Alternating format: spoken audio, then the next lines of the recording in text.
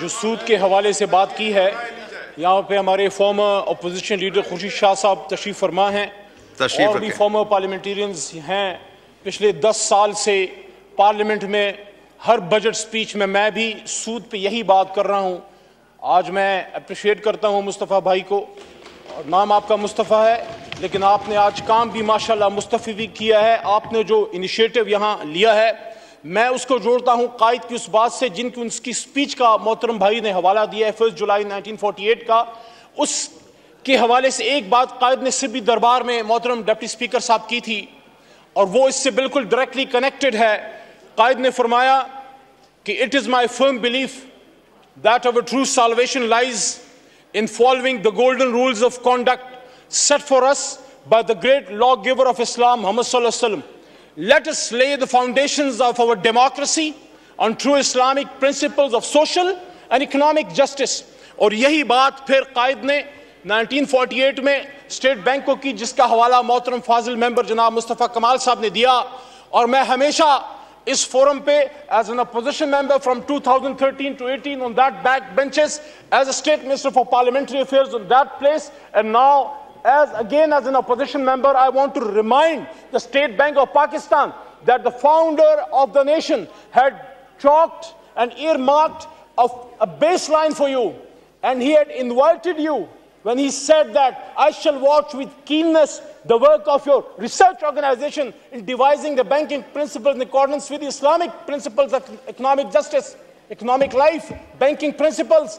तो पिछले 75 साल से जनाब डिप्टी स्पीकर साहब, पाकिस्तान का स्टेट बैंक, हमारी finance ministry and the people who are connected with the finance division directly, वो एब्रोगेट कर रहे हैं कायद आज़म मोहम्मद अली जिन्ना की इस डायरेक्शन को, जिसमें उन्होंने फरमाया just 30-40 more seconds. I shall watch with keenness the work of your research organization in evolving the banking practices compatible with Islamic ideals of social and economic life. The economic system of the West, ये बड़ी important बात है। वो आदमी जो पाकिस्तान बना गया 1948 में कह रहा है दूसरी जंग अजीम अभी हाल ही में खत्म हुई है, मुल्क आजाद हुआ है, कि the economic system of the West has created almost insoluble problems for humanity, and to many of us it appears that only a miracle can save it from disaster that is not facing the world, that is now facing the world. It has failed to do justice between man and to eradicate friction from the international field. कि Western economic system fail हो गया, कायद फरमाने.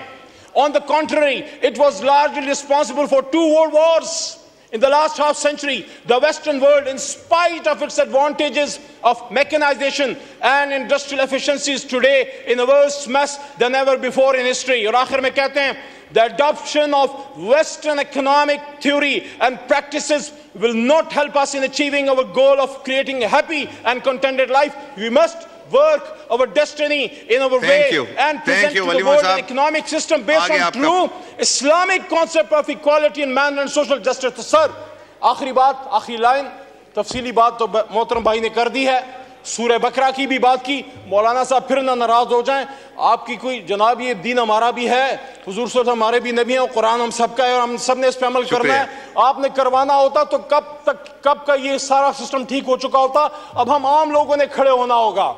तो मैं ये suggest करता हूं कि कुरान में अल्लाह कहते हैं, जिस तरह भाई ने बात की कि सूद को अल्लाह खत्म करता है और तिजारत को बढ़ाता है, और अल्लाह रसूल से जंग है सूद, और ये भी फरमाया कि सूद जो करता है वो अपनी माँ, अल्लाह माफ करे, से जना के बराबर है।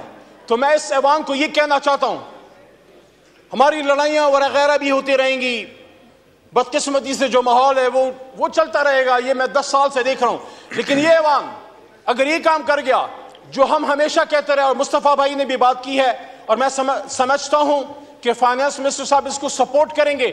हम ये नहीं कह रहे कि आज रात मोहतरम शहबाज शरीफ साहब या फाइनेंस मिनिस्टर साहब आज रात हुक्म करें कल से सूदी निजाम खत्म हो जाए, but we have to find a way to slowly and gradually get out of it. शुक्रिया अलीमा साहब, आपका पॉइंट आ गया। आपने खोले माइक खोले। जो यहां मुस्तफा कमाल साहब ने बात की 38F की, कि there has to be a limit कि हमने कब इससे निकलना है, पहले ये अवाम फैसला करने के अवामी लोग हैं, हमेशा ये इसको सपोर्ट करते हैं, आगे बात नहीं जाती। मैं प्रैक्टिकली एक तजवीज दे रहा हूं। देखिए सुप्रीम कोर्ट तक बात गई, मुशर्रफ साहब के दौर में फिर उस पर फुल स्टॉप लगा दिया गया। मैं ये कहना चाहता हूं, ये अवाम एक special committee on eradication of Riba बनाए और उसमें हम सब बैठें और उसको परसू करें और इंश्योर करें कि जब हम घर जा रहे हो तो पाकिस्तान से सूदी निजाम को भी हम घर भेज सकें। बहुत शुक्रिया जी। फाइनेंस मिनिस्टर साहब, औरंगजेब साहब। काफी पुरजोश तकरीरें नहीं, सॉरी जवाब आने देना, अब जवाब आने दें प्लीज सर, थोड़ी देर तशरीफ जवाब आ जाए उसके बाद देखते हैं, जवाब आ जाए। ये देखिए जी, बहुत पुरजोश तकरीरें हुई हैं और by the honourable members of the national assembly, तो मुझे बात समझ नहीं आ रही कि ये किस चीज़ पे तकरीरें हुई हैं। एक डिसीजन हो चुका है, वो शरिया कोर्ट का डिसीजन है, उसका एक इम्प्लीमेंटेशन टाइम फ्रेम आ चुका है, और अगर ये ऑनरेबल मेंबर्स मुझे ये बता दें कि banking industry is it moving in that direction और नॉट, और ये मुझे खुद पता है कि पिछले साल कितनी ब्रांचेस जो हैं वो कन्वेंशनल ब्रांचेस से इस्लामिक ब्रांचेस में कन्वर्ट हो चुकी हैं। तो there is a certain time frame जिसके मुताबिक हम ये चीज़ें लेकर जा रहे हैं, उसमें लेजिस्लेशन भी है, उसमें और भी सारी चीज़ें हैं, and this is about the domestic economy. और डोमेस्टिक इकोनॉमी के अलावा we are connected with the global economy.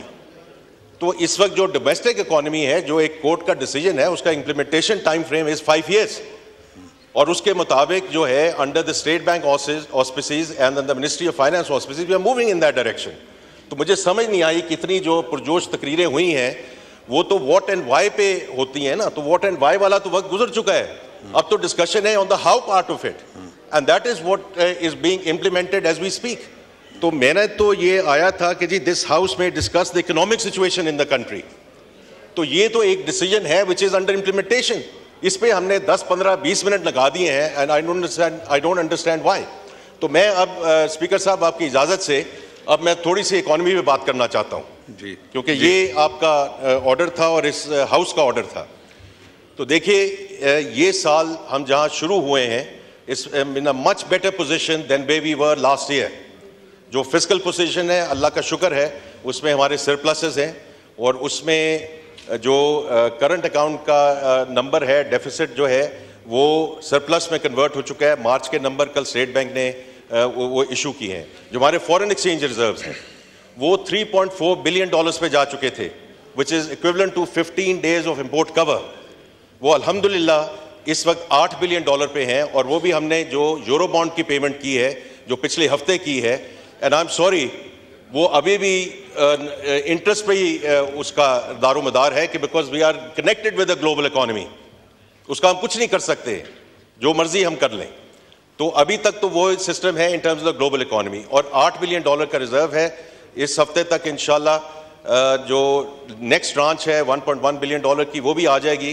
तो ये जून का जो महीना है उसमें ये fiscal year will wrap up between $9 to $10 billion, which is equivalent to 2 months of import cover.